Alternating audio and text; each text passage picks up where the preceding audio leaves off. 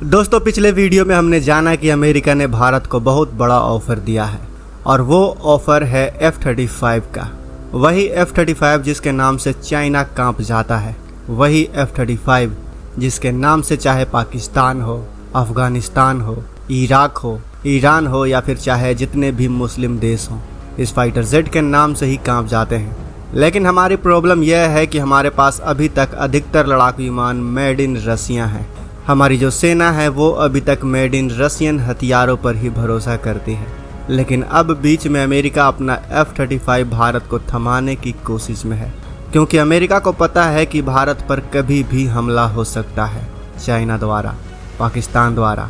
और भारत को सख्त ज़रूरत है एक ऐसे स्टेल्थ जेट की जो चाइना के अंदर घुसकर हमला करे और चाइना सर खुजाता रहे कि आखिर हमला किस फाइटर एयरक्राफ्ट से और किधर से हुआ।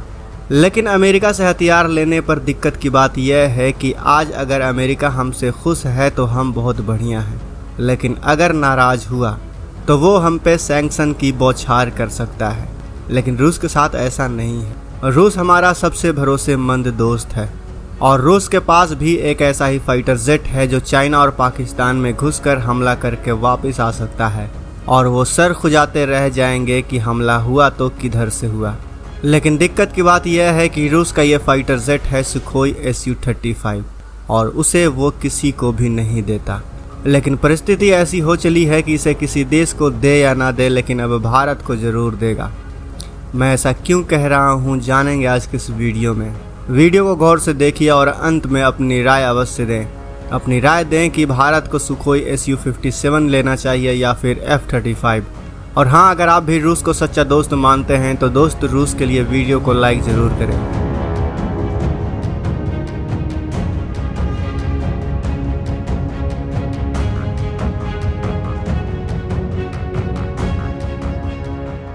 दोस्तों अभी हाल ही में रसिया के जो मंत्री हैं उन्होंने ये कह दिया है कि America is now an enemy state, यानी कि अमेरिका अब हमारा दुश्मन है और रूस कभी भी नहीं चाहेगा कि अमेरिका उसका सबसे बड़ा मार्केट, उसका सबसे भरोसेमंद दोस्त भारत को छीन ले।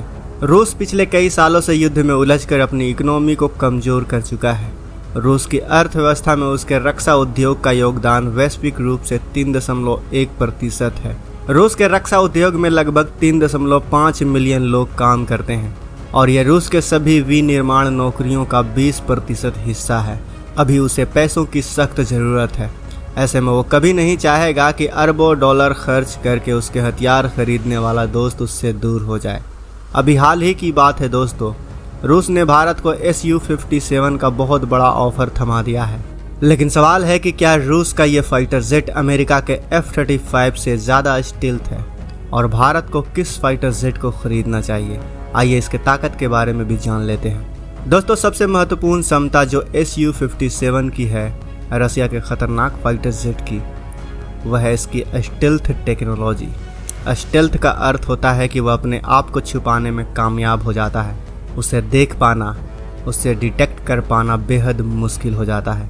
अगर किसी भी देश के ऊपर से यह उड़े और उस देश के पास एडवांस रडार सिस्टम भी लगा हो जो कि डिटेक्ट कर लेता है किसी भी प्रकार के फॉरेन बॉडी को अपने आसमान में, वह भी बड़ी आसानी से, तो सुखोई 57 को वह डिटेक्ट नहीं कर सकता।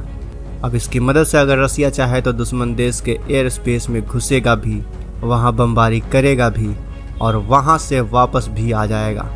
और सबसे ख़ास बात यह है कि दुश्मन को पता भी नहीं चलेगा कि कौन सा एयरक्राफ्ट आया था, किधर से आया था और हमला करके किधर चला गया। दोस्तों Su-57 में एक पर्टिकुलर सेटिंग होती है, या यूँ कह लीजिए कि एक मोड होता है सुखोई 57 में, जिसकी मदद से बिना आफ्टर बर्नर फायर किए यह लंबे समय तक सुपरसोनिक फ्लाई कर सकता है। ध्यान से सुनिएगा, सुपरसोनिक का अर्थ होता है आवाज़ की गति से तेज उड़ान भरने की क्षमता। यह बिना आफ्टर बर्नर का इस्तेमाल किए सुपरसोनिक रफ्तार से उड़ सकता है। अब ये आफ्टर बर्नर क्या होता है, ध्यान से सुनिएगा। देखिए दोस्तों, दुनिया के चुनिंदा फाइटर जेट ही हैं जिसके अंदर आफ्टर बर्नर डाला गया है। समझ लीजिए कि यह एक ऐसा सिस्टम है जो एक्स्ट्रा बूस्ट देता है फाइटर जेट को। अगर किसी ने आफ्टर बर्नर का बटन दबा दिया किसी पायलट ने, तो गति और बढ़ जाएगी। लेकिन दिक्कत की बात यह है कि आफ्टर बर्नर का बटन दबाने के बाद जो एयरक्राफ्ट है वह ज़्यादा मात्रा में एग्जॉस्ट गैस पीछे से निकालेगा। ज़्यादा स्पीड और ज़्यादा परफॉर्मेंस तो बढ़ जाएगी, लेकिन पीछे से जो इसका इंजन है उसमें ज़्यादा गैस निकलेंगी, ज़्यादा आग की लपटें निकलेंगी। इसकी खामी यह है कि ज़्यादा मात्रा में फ्यूल खाएगा। ज़्यादा मात्रा में फ्यूल खाने की वजह से जल्दी फ्यूल ख़त्म हो जाएगा।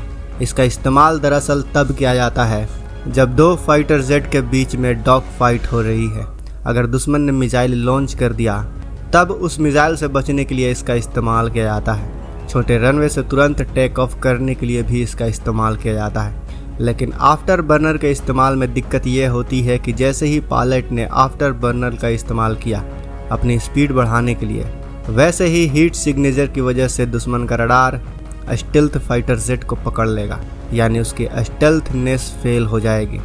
लेकिन Su-57 की सबसे ख़ास बात यह है कि यह आफ्टर बर्नर का इस्तेमाल किए बगैर सुपरसोनिक गति हासिल कर सकता है। दोस्तों, रूस ने इसके अंदर एडवांस एवियोनिक्स डाले हैं। अब ये एवियोनिक्स क्या है? जिस तरीके से हम कोई कार खरीदते हैं, कोई बाइक खरीदते हैं, तब हम बोलते हैं कि इसके इलेक्ट्रॉनिक्स काफ़ी अच्छे हैं, तो उसी तरीके से फाइटर जेट के अंदर एवियोनिक्स सिस्टम होता है जो उसे नेविगेट करने में, डायरेक्शन वगैरह बताने में, कहाँ टिल्ट है, कितना टिल्ट है, कितनी ऊंचाई है, कितनी स्पीड है, ये सब कुछ बताने में मदद करता है।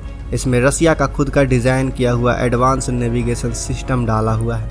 इसके एवियोनिक्स सिस्टम के अंदर इलेक्ट्रॉनिक वॉरफेयर सिस्टम डाला गया है जो दुश्मन के रडार को निष्क्रिय कर देता है। इसमें ये तीनों चीज़ें इतनी ज़्यादा क्रिटिकल हैं कि रसिया इस टेक्नोलॉजी को दुश्मन देशों को नहीं देना चाहता, इसलिए वह इस फाइटर जेट को जल्दी किसी देश को नहीं बेचता है। सुखोई 57 जो है वह अपने आप में बहुत ज़बरदस्त है दोस्तों। यह मल्टी रोल प्ले कर सकता है। Air superior, anti ground attack, ज़मीन से अगर ग्राउंड फोर्सेस को ज़रूरत पड़े कि हवाई मदद की ज़रूरत है तो ग्राउंड अटैक भी ये बहुत ही आसानी से कर सकता है। रिकनेसेंस यानी कि टोह लेने वाला काम भी यह कर सकता है। सुखोई 57 के इंजन को कुछ इस तरीके से डिज़ाइन किया है रसियन वैज्ञानिकों ने कि यह फर्स्ट वाटरिंग भी कर सकता है। इंजन से जो थ्रस्ट निकलता है, जो ताकत पैदा होती है, उससे बिल्कुल सटीकता के साथ उसको मूव कर सकता है। इसके अंदर जो कलाबाजी खाने की कला है वह बहुत ही ज़बरदस्त डाली गई है। सुखोई 57 बहुत ही दूरी से दुश्मन के किसी भी एयरक्राफ्ट को या किसी भी मिसाइल को इंटरसेप्ट कर सकता है। इसके पास लॉन्ग रेंज इंगेजमेंट सिस्टम डाला हुआ है।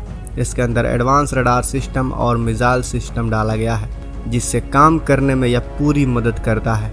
रसिया एक और कारण से इस जहाज़ को किसी भी देश को नहीं देना चाहता, क्योंकि उसने इसमें प्लाज्मा स्टेल्थ टेक्नोलॉजी डाली है। बेहतरीन रसिया द्वारा निर्मित प्लाज्मा टेक्नोलॉजी, जिसके बारे में बताया जाता है कि यह जो जहाज़ है उसका रडार क्रॉस सेक्शन एकदम बिल्कुल छोटा हो जाता है। अब यह रडार क्रॉस सेक्शन क्या होता है दोस्तों, ध्यान से सुनिएगा। ज़मीन में दुश्मन के जो स्टेशन होते हैं जहाँ पर रडार लगे होते हैं, जिनके माध्यम से वो अपने आसमान की निगरानी करते हैं, उनके रडार की स्क्रीन पर जो दिखता है वो छोटा सा पॉइंट होता है और इसी पॉइंट को वो देखकर समझ जाते हैं कि यहाँ पर कोई जहाज़ जा रहा है। लेकिन ये जो पॉइंट है वो सुखोई 57 बिल्कुल ही छोटा दिखाई देता है, यानी क्रॉस सेक्शन को बिल्कुल छोटा कर देता है। कहने का मतलब है कि रडार के स्क्रीन पर जो है ऑलमोस्ट अदृश्य कर डालता है। प्लाज्मा स्टेल्थ टेक्नोलॉजी, इसकी टेक्नोलॉजी अभी यहीं पर ख़त्म नहीं हुई है दोस्तों। और सुनिए, इसे अलग प्रकार के कंपोजिट मटेरियल से बनाया गया है जिससे इसका वजन कम है लेकिन इसकी स्ट्रेंथ कम नहीं हुई है। इसमें IRST system, infrared search and track system डाला हुआ है जो कि बेहतरीन काम करता है। ऑटोमेटिकली डिटेक्ट कर लेता है कि एनिमी एयरक्राफ्ट कहाँ घूम रहा है। इसमें पायलट को बटन दबाने की कोई ज़रूरत नहीं पड़ती। सबसे बड़ी चीज़ है इसमें इंटीग्रेटेड वेपन सिस्टम डाला गया है, यानी इसमें मिसाइल बाहर की तरफ लटक कर नहीं रहते, जिससे होता क्या है कि जब दुश्मन का रडार इसे स्कैन करने की कोशिश करता है तब इसे स्कैन नहीं कर पाता। कुल मिलाकर कहें तो यह ऐसा फाइटर जेट है जो चाइना में हमला भी करेगी, वापस भी आ जाएगी और PLA जो है चाइना की, वो सर खुजाती रह जाएगी और सोचती रह जाएगी कि अबे ये कौन था, किसने मारा, कहाँ से आया था, कहाँ गया। इसकी इसी खूबी के वजह से रूस इस फाइटर जेट को किसी को भी नहीं देता। लेकिन भारत की अलग बात है दोस्तों। भारत रूस का सबसे गहरा दोस्त है, इसीलिए रूस ने भारत को एक बार नहीं 2 बार इस जेट का ऑफर दिया है। अब तय भारत को करना है कि इस फाइटर जेट को लेना चाहिए या अमेरिका के F-35 को। वैसे दोस्तों आपकी क्या राय है, भारत को किसे सेलेक्ट करना चाहिए? अपनी राय हमें कमेंट बॉक्स में अवश्य बताएं। साथ ही भारत और रूस की दोस्ती के लिए वीडियो को लाइक करके चैनल को सब्सक्राइब जरूर कर लें। मिलते हैं अगले वीडियो में। जय हिंद, जय भारत।